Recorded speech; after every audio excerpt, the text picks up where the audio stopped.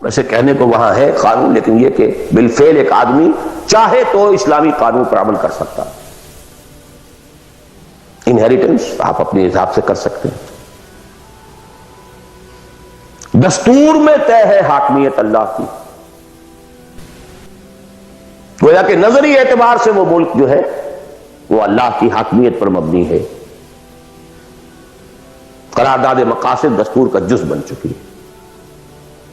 لیکن پھر نوٹ کیجئے، رشوت ہے، یہ ہے، وہ ہے، ظلم ہے، ناانصافی ہے، یہ سب اپنی جگہ. میں اس میں شریعت کی بات کر رہا ہوں. ایک آدمی خود وہاں رہتے ہوئے چاہے بھوک آئے، تکلیف آئے، مصیبت آئے، اس کو ہر وقت جو ہے غصہ آتا رہے، یہ کیوں ٹیلی فون کا بل جو مجھے زیادہ آ گیا، یہ کیا ہو گیا، میری جو ہے میری تو کنفرم سیٹ تھی، یہ کیا کر رہے ہیں یہاں پر کہ مجھے بتا رہے ہیں کہ سیٹ نہیں ہے، وغیرہ وغیرہ سب کچھ. لیکن آپ شریعت پر عمل کر سکتے ہیں، تکلیف اٹھا کر، مصیبت جھیل کر، پیٹ کاٹ کر، فاقہ کر کے، جو بھی ہے.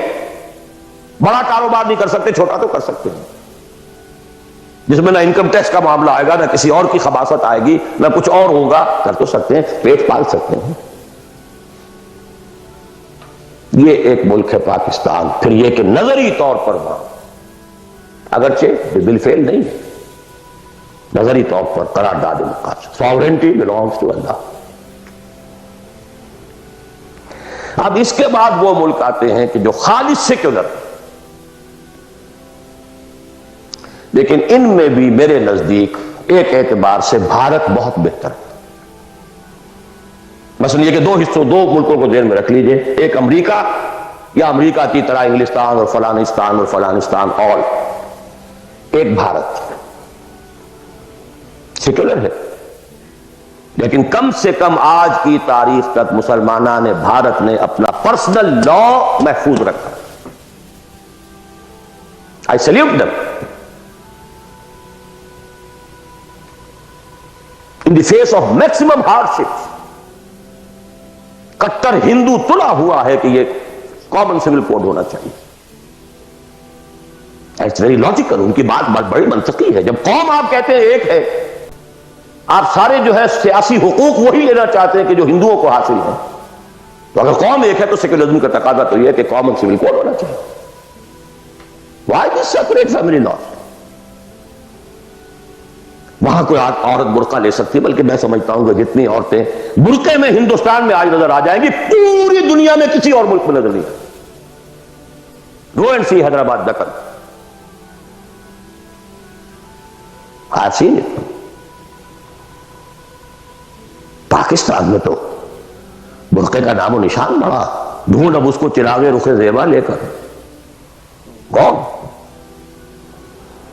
وہ تو فرسودگی کی علامت تھی، غربت کی علامت تھی. بھارت اس میں سب سے اونچا ہے. نماز پڑھیے، روزے رکھیے، مسجدیں بنائیے، ہے کچھ وہ فرکشن ہے، مشکل ہے. جینا وہی مشکل ہوتا ہے، مشکل جہاں آسان ہوتی ہے.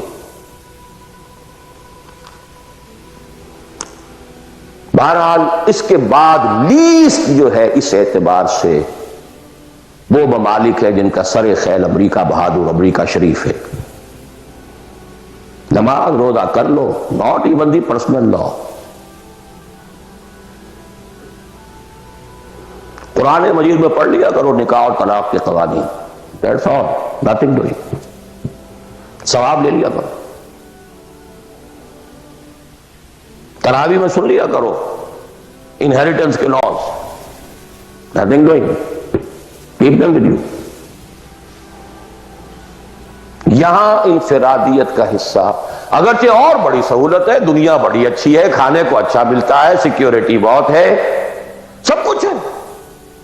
سوال یہ ہے کہ آپ کی پرائرٹی نمبر 1 کیا ہے؟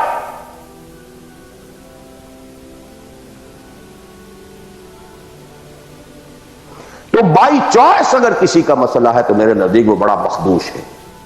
ایک شخص پیدا ہی یہاں ہوا ہے، وہ بات اور ہے بالکل.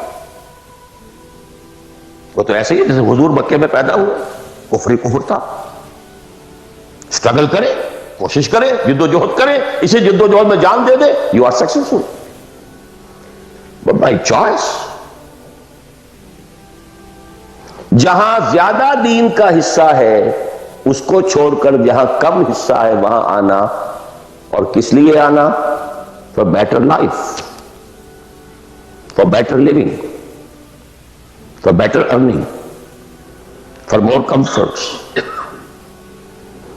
مور انجوائمنٹس۔ اب میں کوئی لفظ استعمال نہیں کرنا چاہتا آگے، it's for everybody to decide himself. یہ گریڈیشن ضرور ذہن میں رکھیں۔ پاکستان میں بہت گند ہے، بہت خرابی ہے، رشوت ہے، جھوٹ ہے، لیگ پولنگ ہے، بیک بائٹنگ ہے، یہ ہے وہ ہے، سود تو وہاں بھی ہے، یہ تو وہاں بھی، ٹھیک ہے، ایبسلیوٹلی کریکٹ، وہاں بھی معیشت سود کی ہے، معیشت تو ساری سود کی سعودی عرب کے لیے، سارے دینی ادارے چلتے ہیں وہاں پہ سود کے پیسوں پر۔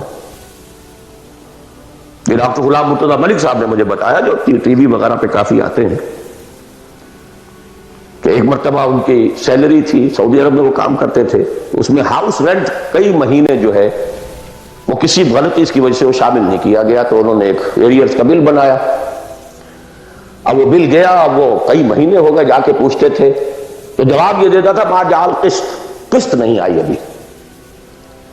اب وہ کئی مہینے سننے کے بعد کہا واٹ از دس قسط؟ پتہ نہیں آپ کو شیخ؟ نہیں، اتنا روپیہ امریکن بینکس میں رکھا گیا ہے اس ادارے کے نام سے جس کے سود سے آپ کی تنخواہیں ملتی ہیں، وہ سود کی قسط آئی نہیں۔ جیسے دن سعودی عربیہ، آخر سارا پیٹرن تو وہی ہے نا، سیکھا تو یہیں سے ہے جو کچھ سیکھا ہے، فاؤنڈیشنز بنتی ہیں، جو انڈومنٹس ہوتے ہیں، اسی سے ادارے چلتے ہیں، آخر اور کہاں سے ہے؟ معلم کل تو یہی ہے نا۔ یہ صورتحال، لیکن پھر بھی گریڈز کا فرق تو میں نے آپ کو کہا، وہاں ایک شخص جتنے حصے پر زندگی میں دین پر عمل کر سکے گا، کہیں اور اتنے حصے پر بھی نہیں کر سکتا۔ اس اعتبار سے فرق اور ہے۔ عبادت کے اس کانسیپٹ کو سامنے رکھیے، انفرادی، اجتماعی، ویرنگ ڈگریز۔ اب ظاہر بات ہے، آخری پوائنٹ ہے میرا یہ، جتنی حالت خراب ہے اتنی ہی شدید محنت درکار ہوگی اور اتنا ہی زیادہ ثواب ملے گا۔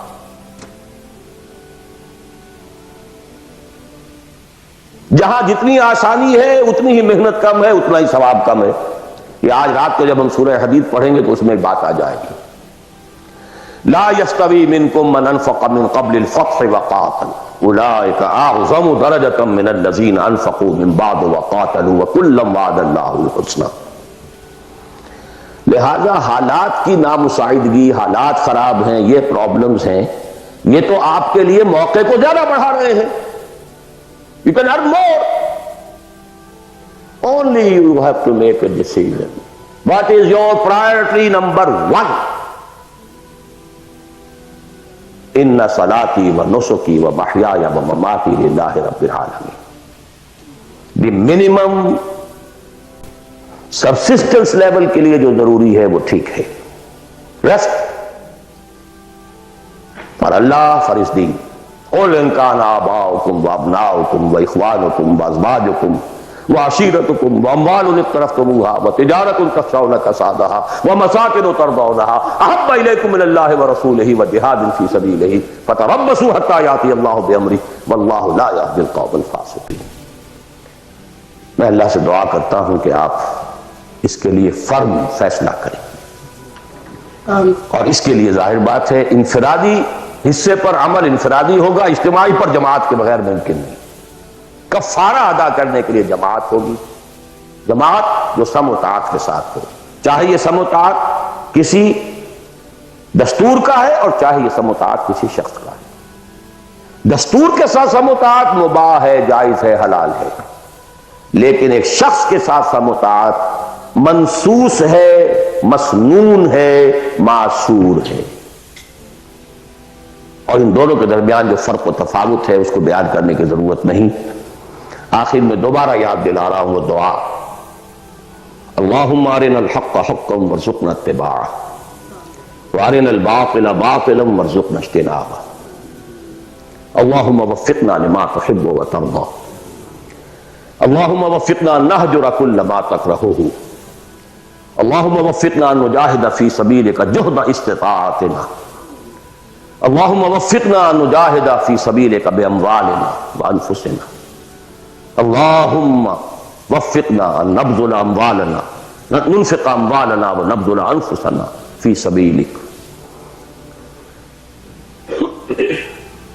اللہم لا تزغ قلوبنا بعد اذ ہدیتنا وہب لنا من لدنک رحمہ انک انت الوہاب۔